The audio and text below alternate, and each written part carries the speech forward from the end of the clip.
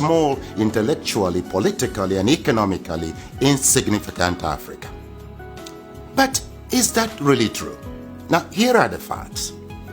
Africa has a total area space larger than all of Europe, China, and the United States of America combined.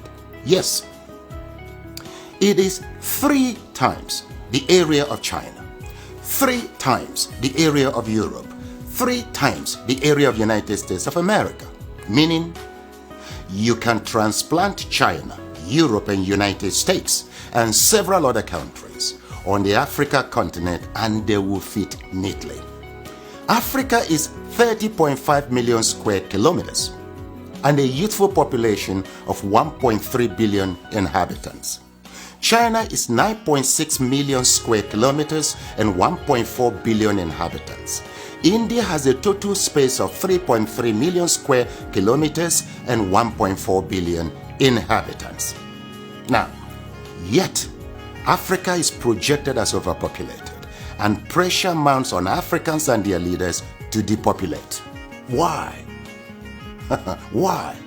Now, please note, Africa is home to 60% of the world's arable land, 90% of raw material reserve, 40% of gold reserve, 33% of diamond reserve, 95% of platinum reserve, and holds the largest bauxite reserves in the world. Of course, in addition to manganese, woods, uranium, crude oil, and others. Yet, the continent is touted as the poverty capital of the world and ripe for depopulation. The question is, why? Well, President Jacques Chirac of France provides an illuminating insight. He said, "We bled Africa for 4.5 centuries. We looted their raw materials, then we told lies that the Africans are good for nothing. In the name of religion, we destroyed their culture. And after being made rich at their expense, we now steal their brains through miseducation and propaganda to prevent them from enacting black retribution against us," unquote. Well, put simply, for over 4 centuries, Africa is not in control of its resources. Look, a 2016 study of Africa by the NGO called War on Want reveals that 101 companies, mostly British, control $305 billion worth of platinum, $276 billion worth of oil, and $216 billion worth of coal at 2016 market prices.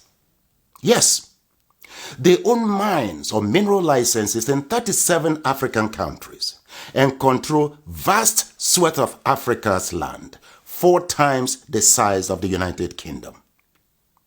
Now look, Africa subsidizes the rest of the world by $32 billion annually.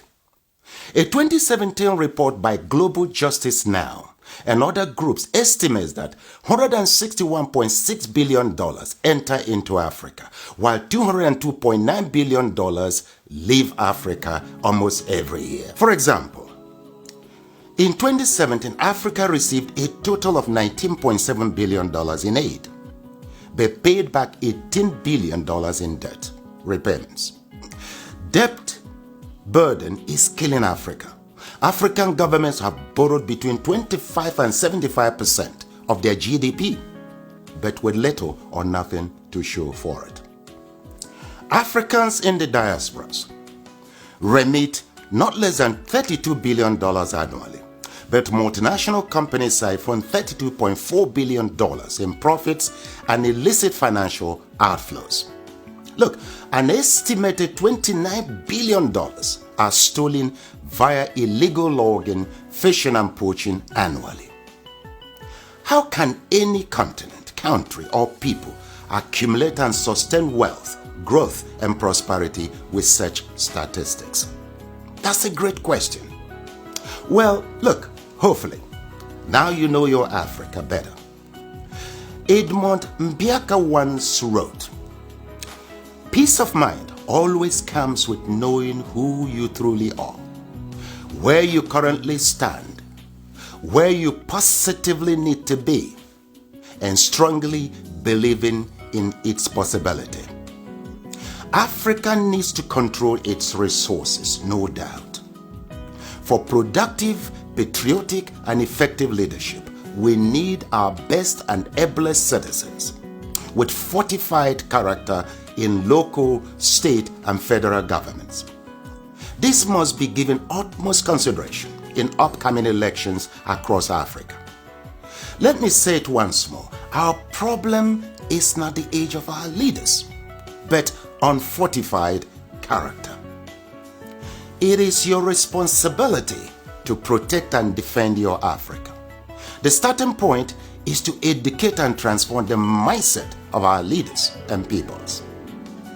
Look, the least you can do is to assist with ensuring that this message reaches every African. Slavery destroyed us. Religion divided us. Ignorance controls us. And truth scares us. With these retrogressive forces, Africa will remain a dark continent.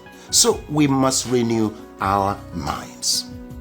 Please share this video in support of my efforts at reconstructing Africa through mindset transformation. You see, together, we will reconstruct Africa and take charge of our destiny. For who controls Africa controls the world. I thank you.